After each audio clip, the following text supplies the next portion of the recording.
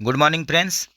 Hubli division south western railway JECNW departmental question paper का second part में आप लोग का स्वागत है। ये एग्ज़ाम 25 अक्टूबर 2024 को कंडक्ट हुआ था। पूरा ही लेटेस्ट पेपर है। फर्स्ट पार्ट में 55 क्वेश्चन तक सॉल्व हो गया था।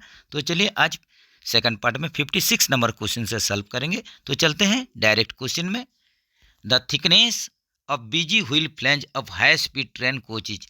तो यहीं पर देखिए हाई स्पीड कोच के लिए फ्लैंज का थिकनेस पूछ रहा है। व्हील फ्लैंज का थिकनेस हाई स्पीड कोच के लिए तो ये हो जाएगा आप लोग का 29.4 mm। ऑप्शन सी के साथ चलिए, ये नया फ्लैंज थिकनेस होगा हाई स्पीड कोच के लिए। और कंडमनिंग कितना होगा, ये हो जाएगा 22 mm। इसी प्रकार वागन का केस में देख लीजिए, तो आप लोग का न्यू फ्लैंज थिकनेस वागन का केस में, गुड्स का केस में 28.5 mm। और इसका जो कंडमनिंग लिमिट होगा ये 16 mm हो जाएगा।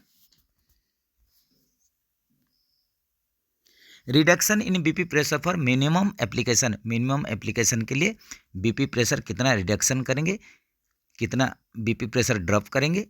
तो मिनिमम एप्लीकेशन के लिए ये हो जाएगा 0.5 to 0.8 kg पर सेंटीमीटर स्क्वायर।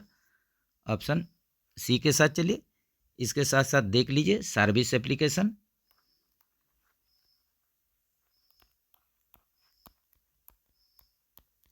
जो कि बीपी प्रेशर ड्रॉप करेंगे 0.8 से 1.0 kg पर सेंटीमीटर स्क्वायर। इसके बाद देखेंगे फुल सर्विस एप्लीकेशन,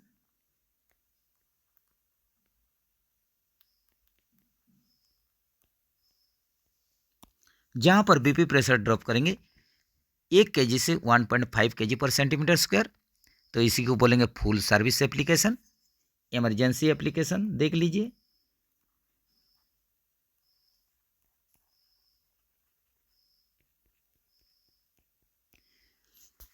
जहां पर बीपी प्रेशर ड्रॉप करेंगे एबव 1.5 kg पर सेंटीमीटर स्क्वायर। जो भी बीपी प्रेशर ड्रॉप होगा 1.5 kg पर सेंटीमीटर स्क्वायर से ज़्यादा, इसी को ही बोलेंगे emergency brake application. Reduction in BP pressure for service application, तो यहीं पर ही बताया गया था सर्विस एप्लीकेशन के लिए। तो minimum application, service application, full service application और इमरजेंसी एप्लीकेशन, ये आप लोग को याद रखना पड़ेगा, जो कि बताया गया है यहीं पर।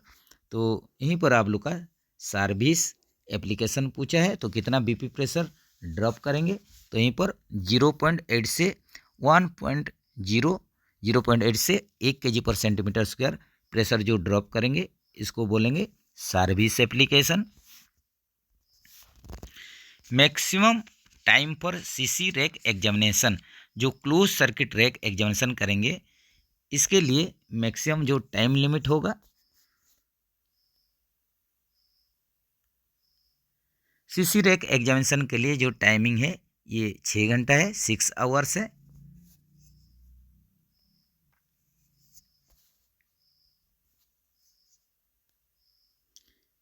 इसी प्रकार हम लोग प्रीमियम रैक के लिए भी देख लेते हैं। प्रीमियम रैक एग्जामिनेशन के लिए 4.5 आवर्स।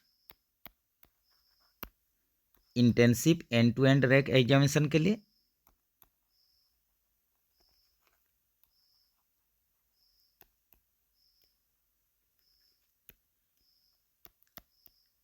3 आवर्स। तो ये भी आप लोग याद रखिए।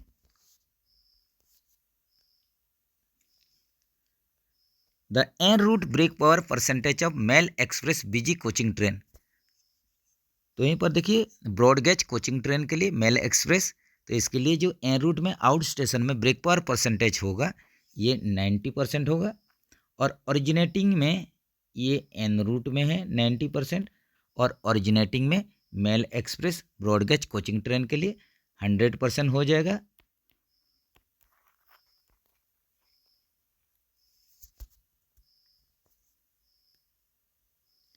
Excel load of BOXN BCN BRN BOBRN BTPN wagon each, यहीं पर देखिए एक्सेल लोड पूछा है, वो भी BOXN, BCN, BRN, BOBR, BTPN wagon के लिए ये 20.32 टन होगा।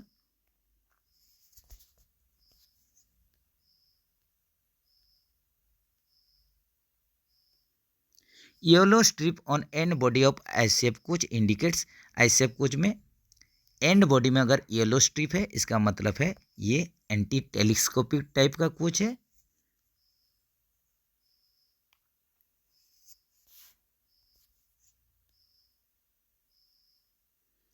What is the principle of brake system use in LHB coach, LHB coach में जो ब्रेक सिस्टम यूज किया जाता है ये किस प्रकार का होता है, तो ये twin pipe with disc brake air brake system होता है, twin pipe with axle mounted disc brake system, option C के साथ चलिए। यही अगर वंदे भारत के लिए पूछा होता तो twin pipe with wheel mounted disc brake system होता।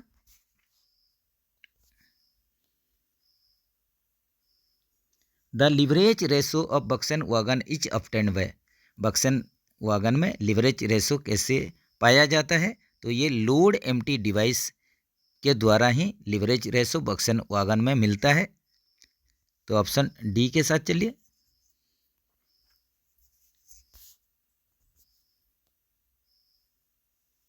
ए मेल रेलवे सर्वेंट में be granted paternity leave having days surviving children, तो दो बड़े जीवित बच्चों के लिए पैटर्निटी लीव 15-15 दिन का मिलता है, तो यहीं पर आप लोग का हो जाएगा 2 सर्वाइविंग चिल्ड्रेन, एक पुरुष रेल कर्मचारी को 2 बच्चे होने पर पितृत्व छुट्टी दी जाती है, तो ये हो जाएगा 65 का ऑप्शन ए।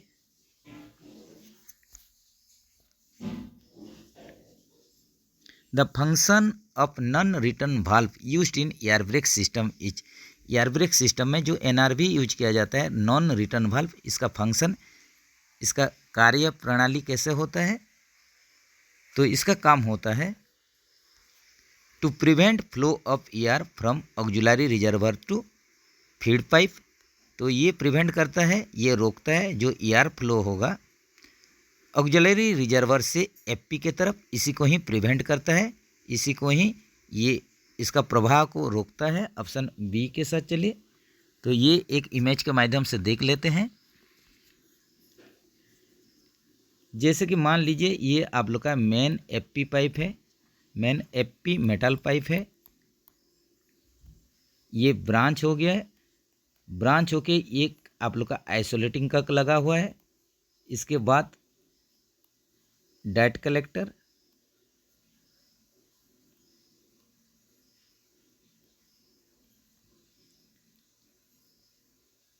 इसके बाद NRV फिट हुआ है नॉन रिटर्न वाल्व, इसके साथ auxiliary reservoir air tank connected है। तो यहीं पर देखिए मेन FP पाइप तरफ से आप लोग का एयर फ्लो होता है, ये आप लोग का NRV होके ऑक्सिलरी रिजर्वर तरफ जाता है, लेकिन यहीं पर जो NRV क्या करता है वन साइडेड ये एयर को फ्लो करवाता है, फिर से बैक फ्लो ऑक्सिलरी रिजर्वर से फीड पाइप की तरफ ये होने देता नहीं है, यही नॉन रिटर्न वाल्व का काम होता है।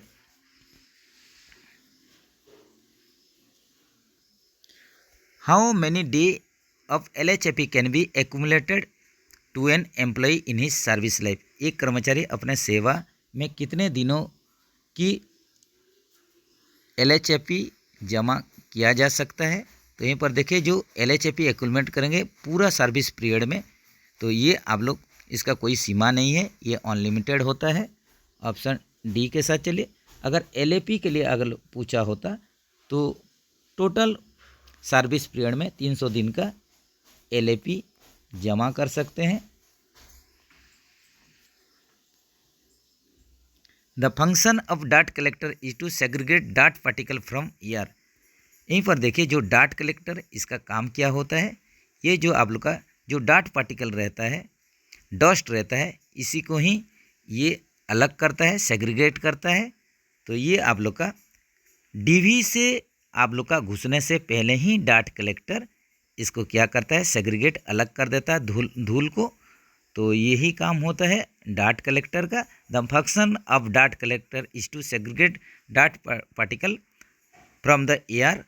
तो ये आप लोग का बिफोर कमिंग टू डीवी हो जाएगा। डीवी में ये आप लोग का एयर आने से पहले ही ये क्या करता है, डार्ट कलेक्टर इसको सेग्रीगेट कर देता है धूल को। तो ऑप्शन देख लीजिए, ऑप्शन बी के साथ चलिए।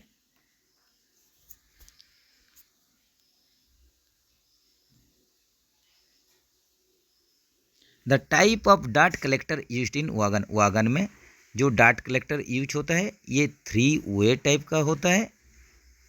तो ऑप्शन यहीं पर बी के साथ चलिए।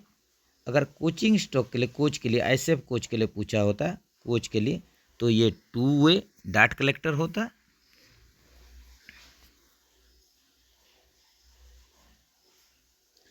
The brake power of CC rake from nodal point.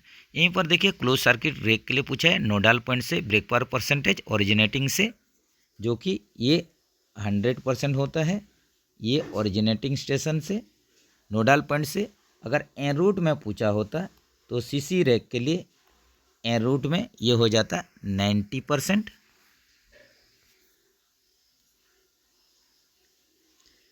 Surplus items are, यहीं पर सरप्लस आइटम किसको मानेंगे कि इसको सरप्लस आइटम है बोल के।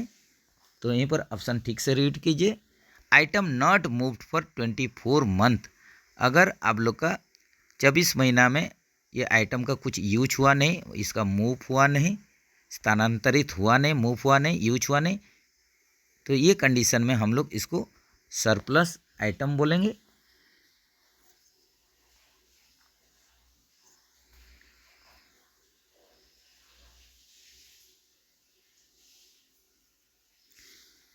एफपी चार्जेस, यहीं पर देखिए एफपी किसको चार्ज करता है, फीड पाइप ऑक्सिलरी रिजर्वर को ही चार्ज करता है।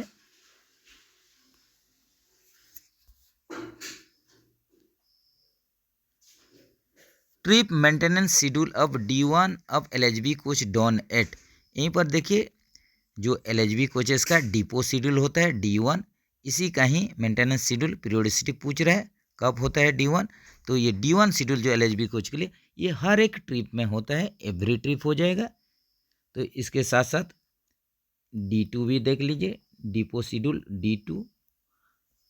तो डिपो शेड्यूल जो D2 होता है ये 1 मंथ ±3 डेज। इसके बाद डिपो 3 शेड्यूल ये 6 मंथ ±15 डेज, यही इसका पीरियोडिसिटी है।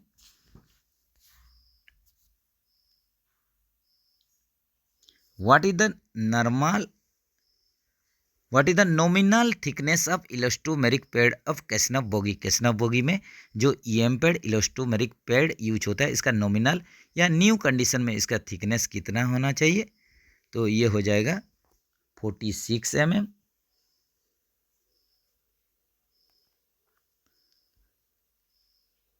ये नया कंडीशन में 46 mm या नॉमिनल थिकनेस।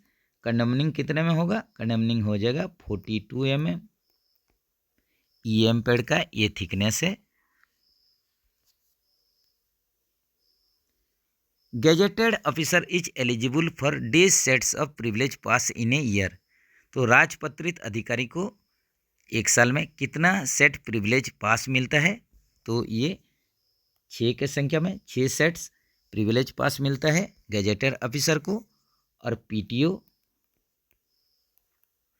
पीटीओ मिलता है 4 सेट एक साल में।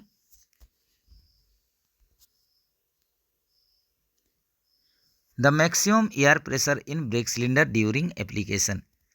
यहीं पर देखिए जो ब्रेक सिलेंडर में मैक्सिमम एयर प्रेशर जाएगा जब भी ब्रेक एप्लीकेशन होगा, तो ये मैक्सिमम जो प्रेशर जाएगा ब्रेक सिलेंडर में ये 3.8 ±0.1 kg/cm² होगा। ऑप्शन सी के साथ चलिए।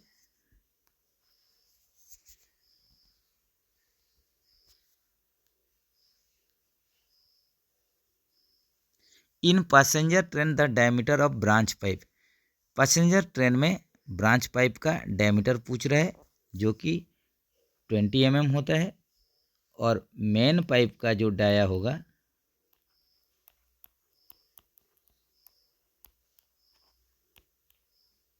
ये 25 mm होगा।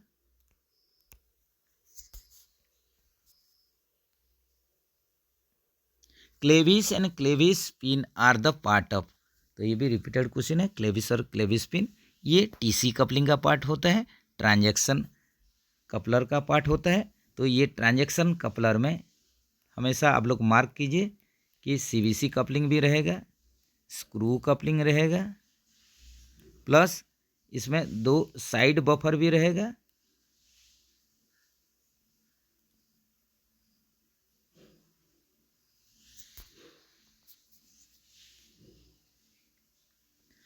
How many days are granted as child care leave, CCL कितना ग्रांट होता है? तो रेलवे में जो फीमेल रेलवे कर्मचारी, महिला कर्मचारी काम करते हैं तो इनको चाइल्ड केयर लीव मिलता है। तो ये 730 डेज इन एंटायर टेन्योर, पूरे आप लोग का कार्यकाल में 730 दिन का मिलता है। ऑप्शन ए के साथ चलिए।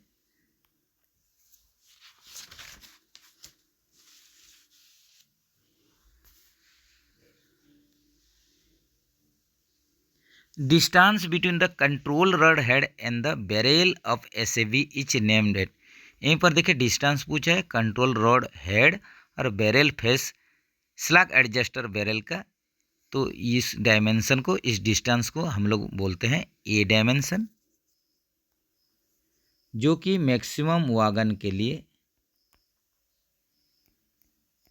ये डिस्टेंस होता है, डायमेंशन होता है 70 + 2 - 0 mm। BOBRN हॉपर वागन के लिए इसका ए डायमेंशन थोड़ा अलग हो जाता है, ये 27 + 2 - 0 mm होता है, याद रखिए। The minimum wheel gauge of goods wagon is, तो यहीं पर देखिए मिनिमम व्हील गेज पूछा है गुड्स वागन के लिए। तो व्हील गेज क्या होता है? एक एक्सेल में 2 व्हील का जो फ्लैंज होता है, फ्लैंज का बीच में जो दूरी होता है एक एक्सेल में, तो इसी को ही हम लोग बोलते हैं व्हील गेज। तो ये आईसेप कोच और वागन का केस में, गुड्स का केस में 1600 + 2 - 1 mm। तो इसी से ही मिनिमम, स्टैंडर्ड और मैक्सिमम निकलता है। तो मिनिमम व्हील गेज जो होगा ये 1519 होगा, standard 1600 mm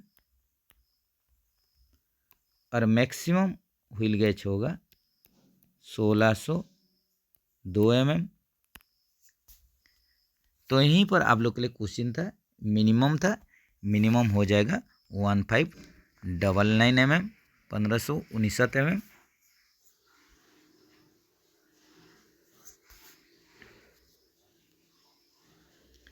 female railway employee are eligible for maternity leave for days. यहीं पर देखिए जो फीमेल रेलवे एम्प्लॉय रहते हैं, महिला रेलवे कर्मचारी रहते हैं, इनको मैटरनिटी लीव मिलेगा, मातृत्व अवकाश मिलेगा। तो ये कितना दिन के लिए? ये 6 महीना 180 दिन के लिए।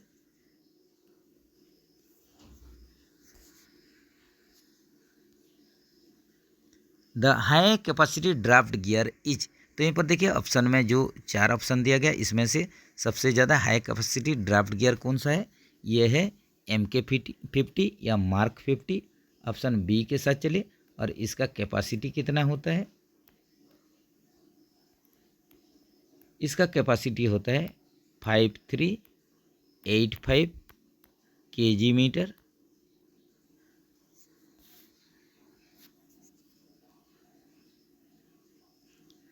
How many brake head and block complete in coach under frame mounted brake rigging system, तो यहीं पर देखिए क्वेश्चन है कि under frame mounted brake cylinder system जो रहता था, जो कोच रहता था, इसमें ब्रेक ब्लॉक, ब्रेक हेड का संख्या कितना था? तो ये 16 के संख्या में था। तो ये आप लोग का ICF BMBC कोच में भी 16 के संख्या में ही ब्रेक ब्लॉक लगता है।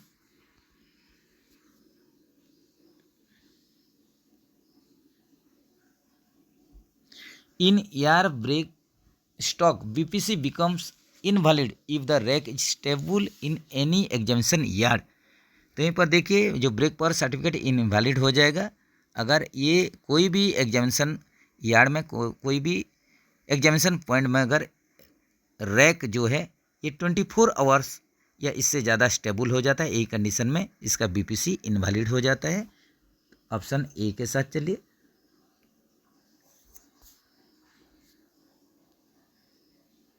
ए female railway employee shall be entitled to maternity leave पर।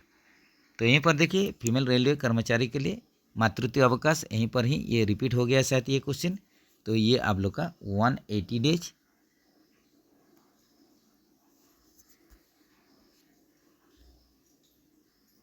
The maximum diametrical clearance between the pins and bush in ICF bogie is.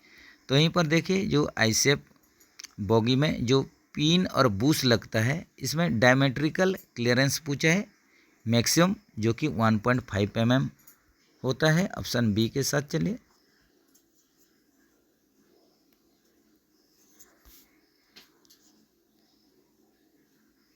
Which type of brake system external slack adjuster have been eliminated. तो यहीं पर देखिए किस प्रकार का brake system में external जो स्लग एडजस्टर रहता था इसको हटा दिया गया है, एलिमिनेट कर दिया गया है। तो ये हो जाएगा BMBC सिस्टम में, bogie mounted brake cylinder system में।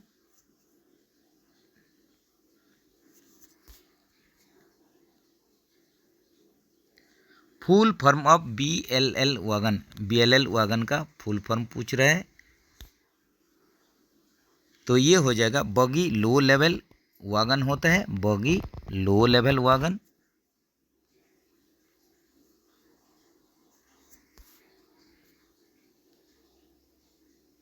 The capacity of auxiliary reservoir for wagon is. तो यहीं पर देखिए जो ER का कैपेसिटी पूछ रहा है वैगन के लिए, तो ये 100 लीटर हो जाएगा। और ये कोचिंग स्टॉक के लिए पूछा था, कोच के लिए पूछा होता तो ये 200 लीटर होता।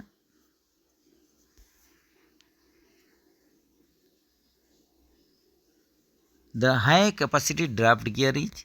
यहीं पर जो 4 ऑप्शन दिया गया है इसमें से सबसे ज़्यादा हाई कैपेसिटी ड्राफ्ट गियर कौन सा है, ये RF 361 हो जाएगा और इसका कैपेसिटी 5725 kg होता है।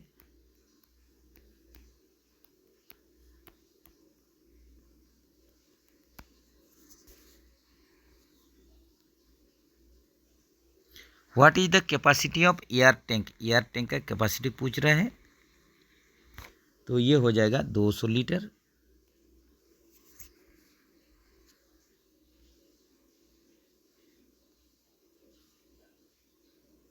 Break power certificate issued for such premium goods rake will be valid for. तो यहीं पर देखिए प्रीमियम गुड्स रैक के लिए पूछा है ब्रेक पावर सर्टिफिकेट। तो इसका जो वैलिडिटी होगा प्रीमियम रैक के लिए ये कितना हो जाएगा, ये हो जाएगा 12 + 3 डेज हो जाएगा। प्रीमियम रैक के लिए पूछा है, प्रीमियम गुड्स रैक के लिए ब्रेक पावर सर्टिफिकेट का वैलिडिटी 12 + 3 डेज। तो ये आप लोग का अभी लेटेस्ट में ये 12 + 5 डेज हो गया है प्रीमियम रैक का BPC का validity.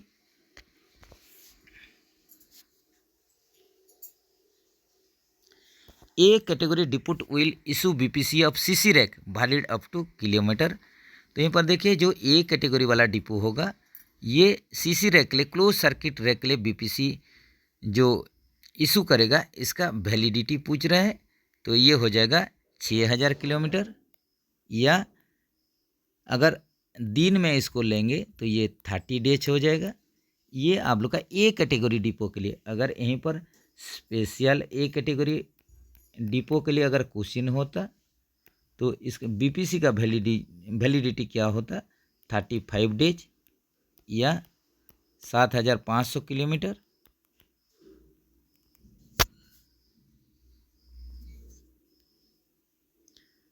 Full form of spot, spot का फुल फॉर्म पूछ रहा है, तो ये क्या हो जाएगा, स्पाट का full form self propelled accident relief train, ये होता है self propelled accident relief train. तो ये दोनों डायरेक्शन में मूव कर सकता है, इसके लिए कोई भी एक्सटर्नल लोकोमोटिव का जरूरी नहीं होता है।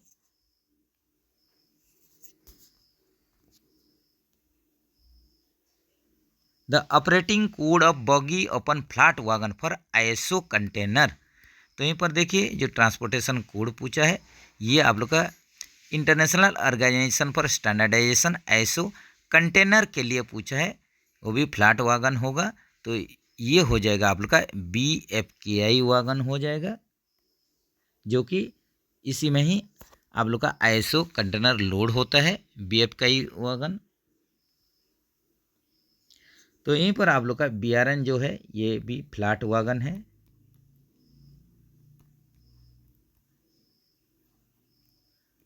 बक्सेन ओपन वैगन है।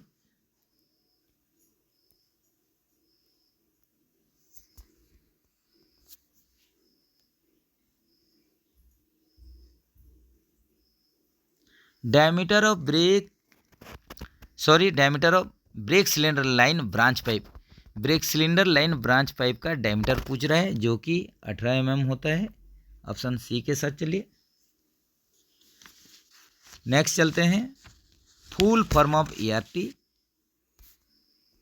ERT का पूर्ण रूप पूछा है, एक्सीडेंट रिलीफ ट्रेन हो जाएगा, accident relief train. Option B के साथ चलिए।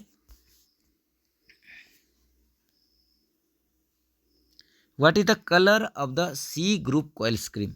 तो सी ग्रुप कॉयल स्प्रिंग के लिए कलर पूछ रहा है, जैसे कि इसके बारे में बताए हैं कि ABC ग्रुप का कॉयल स्प्रिंग होगा, इसका कलर कोड होगा YBG। तो ए ग्रुप कॉयल स्प्रिंग के लिए येलो हो जाएगा, बी ग्रुप के लिए ब्लू या ऑक्सफोर्ड ब्लू हो जाएगा, और सी ग्रुप कॉयल स्प्रिंग के लिए ग्रीन हो जाएगा। यहीं पर सी ग्रुप के लिए पूछा है कॉयल स्प्रिंग का कलर, जो कि ग्रीन हरा हो जाएगा।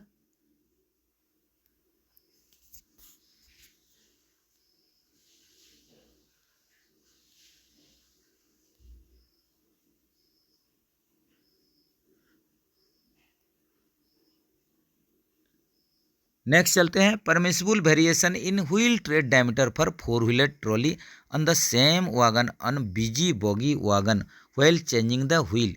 तो व्हील चेंज करते हुए यहीं पर 4 व्हीलर जो ट्रॉली होगा, तो इसमें सेम वैगन में पूछा है परमिसिबल वेरिएशन।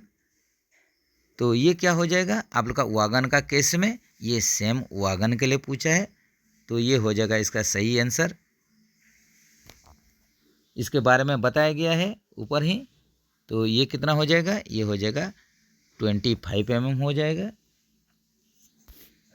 तो वैगन का केस में देख लेते हैं कि जो परमिसिबल व्हील वेरिएशन, जब भी हम लोग टायर टर्निंग करेंगे या व्हील चेंज करेंगे, यही कंडीशन में ज़रूरी पड़ता है। तो सेम एक्सेल में जो वेरिएशन अलाउड है ये 0.5 mm, सेम ट्रॉली या बॉगी में 13 mm, और सेम वैगन में 25 mm।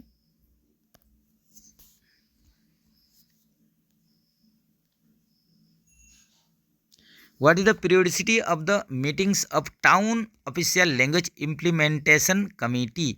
तो यहाँ पर देखिए TOLIC का मीटिंग का पीरियोडिसिटी पूछा है, नगर राजभाषा कार्यान्वयन समिति का बैठकों की आवधिकता पूछा है। तो ये क्या हो जाएगा, ये आप लोग का TOLIC का जो मीटिंग होता है इसका पीरियोडिसिटी या इंटरवल, ये हो जाएगा 1 in 6 month। ऑप्शन डी के साथ चलिए। तो ये आप लोग का मीटिंग जो होगा 2 times इन ए ईयर हो जाएगा, साल में 2 बार मीटिंग होता है, तो ये 1 in 6 month।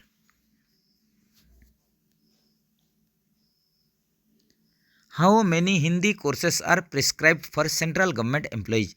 केंद्रीय सरकार के कर्मचारियों के लिए कितने हिंदी पाठ्यक्रम निर्धारित है? तो ये पहले 3 होता था अभी, लेकिन ये हो जाएगा इसका सही आंसर, ये 4 हो जाएगा। तो इसमें जो हिंदी कोर्सेस है प्रबोध,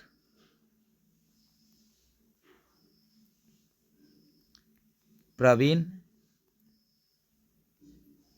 प्राग और पारंगत। तो प्रबोध जो होता है ये प्रिलिमिनरी कोर्स है, प्रारंभिक कोर्स है, और अभी का कंडीशन में ये पारंगत हो जाएगा, फाइनल एग्जाम हो जाएगा, फाइनल कोर्स हो जाएगा।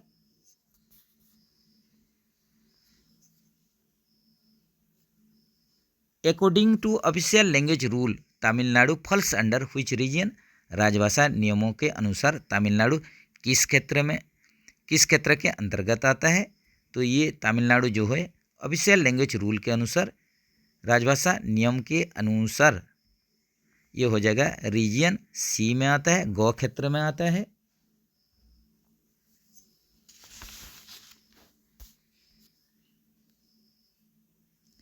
Into how many regions Indian states have been classified according to official language rule? राजभाषा नियमों के अनुसार भारत के राज्यों को कितने क्षेत्रों में वर्गीकृत किया गया है? तो 3 क्षेत्रों में इसको वर्गीकृत किया गया है, जो कि ABC रीजन या क ग क्षेत्र होता है। According to the official language rule 1976, Andaman and Nicobar island falls under which region? राजभाषा नियम 1976 के अनुसार अंडमान और निकोबार द्वीप समूह किस क्षेत्र के अंतर्गत आते हैं? तो ये रीजन ए क क्षेत्र के अंतर्गत आते हैं।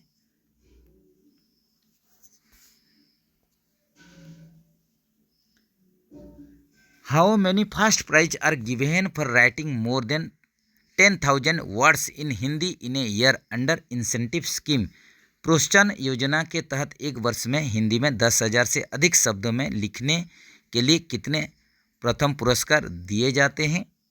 तो जैसे कि ये आप लोग का हिंदी इंसेंटिव स्कीम के अंतर्गत, तो आप लोग नोटिंग लिखेंगे या हिंदी में प्रारूप या टिप्पण लिखेंगे, इसके लिए 10,000 शब्दों में इसको लिखा जाएगा। तो इसमें जो पुरस्कार राशि दिया जाएगा, जो कि आप लोग का यहीं पर क्वेश्चन के अनुसार प्रथम पुरस्कार कितने जन को दिया जाएगा? तो फर्स्ट प्राइज जो ये 2 जन को दिया जाएगा, इसके साथ साथ सर्टिफिकेट या प्रमाण पत्र भी दिया जाता है। तो ऑप्शन यहीं पर हो जाएगा, ऑप्शन बी के साथ चलिए। तो इसमें भी थोड़ा डाटा देख लेते हैं।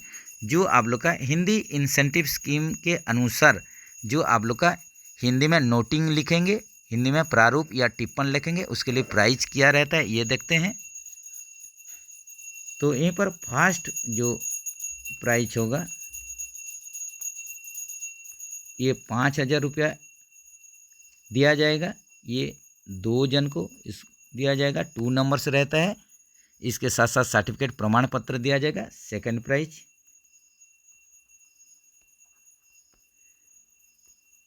3,000 का होगा, जो कि 3 नंबर्स होगा। और जो थर्ड प्राइज होगा ये 2,000 का होगा, और ये 5 नंबर्स होगा, 5 जन को दिया जाएगा।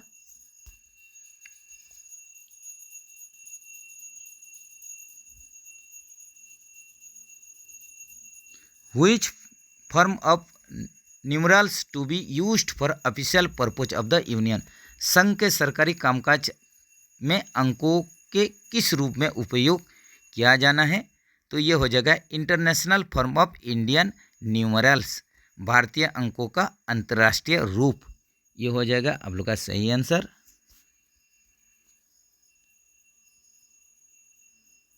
Who is responsible for violation of section 3(3) of official language rule 1963? तो यहीं पर देखिए, ये आप लोग का ऑफिशियल लैंग्वेज रूल नहीं, ऑफिशियल लैंग्वेज एक्ट होना था। तो यहीं पर राजभाषा अधिनियम 1963 के सेक्शन 3(3) के उल्लंघन के लिए कौन जिम्मेदार होगा? तो यहीं पर आप लोग का ऐसे दस्तावेज पर हस्ताक्षर करने वाले अधिकारी ही यहीं पर आप लोग का रेस्पॉन्सिबल होंगे। तो ऑप्शन बी के साथ चलिए, the officer signing such document. तो राजभाषा आप लोग का अधिनियम 1963 के धारा 33 के उल्लंघन के लिए जिम्मेदार जो होंगे, जो ऑफिसर इसी प्रकार का आप लोग का जो डॉक्यूमेंट में साइन किए होंगे वही रेस्पॉन्सिबल रहेंगे। ऐसे दस्तावेजों पर हस्ताक्षर करने वाले अधिकारी होंगे। तो ऑप्शन बी के साथ चलिए।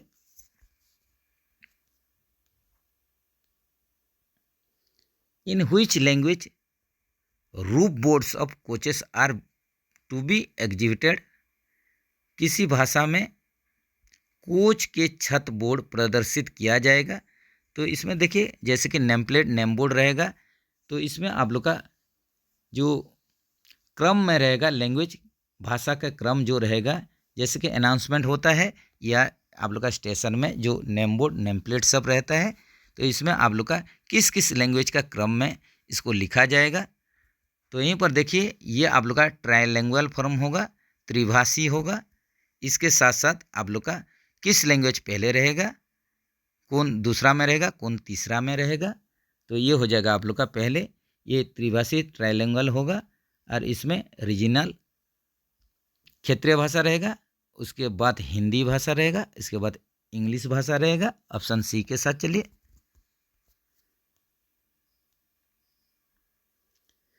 When the Constitution was adopted, how many languages are included in the 8th schedule initially?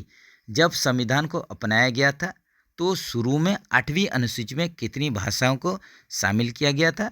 तो शुरुआत में ये 14 भाषा शामिल किया गया था, लेकिन अभी टोटल 22 लैंग्वेजेस है, 22 भाषा है।